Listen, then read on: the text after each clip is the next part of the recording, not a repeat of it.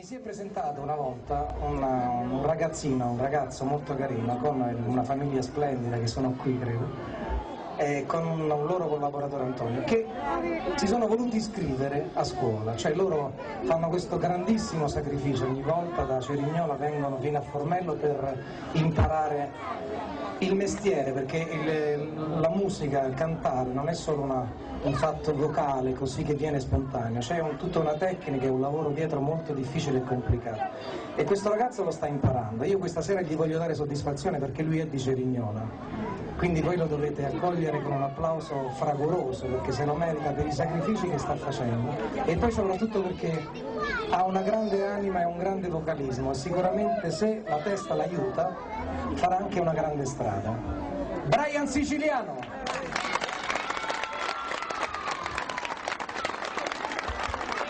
Tra altre cose, Brian è venuto a una mia manifestazione proprio a Roma, si chiama Note di Stelle, dove hanno partecipato un sacco di ragazzi molto bravi, di fronte a una giuria molto qualificata, e tra tutti i ragazzi laziali, indovinate chi ha vinto?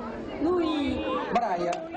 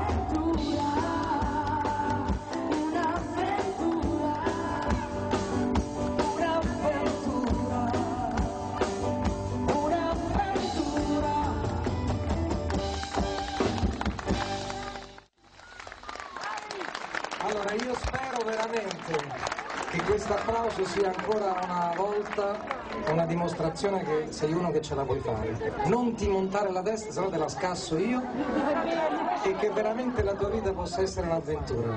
Tanti auguri, in bocca al lupo. Ti prego, vai. Vorrei dire due parole, vorrei ringraziare comunque tutta la piazza di Cerignola, farmi un grandissimo applauso.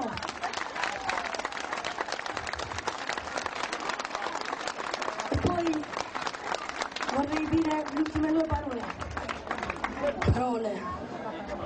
Io vorrei ringraziare il mio maestro Marcello Cirillo, non come maestro, anche come maestro è. Anche come maestro, ma anche come uomo, perché nella sua famiglia a Formello, anche la moglie lì, facciamo un grandissimo applauso.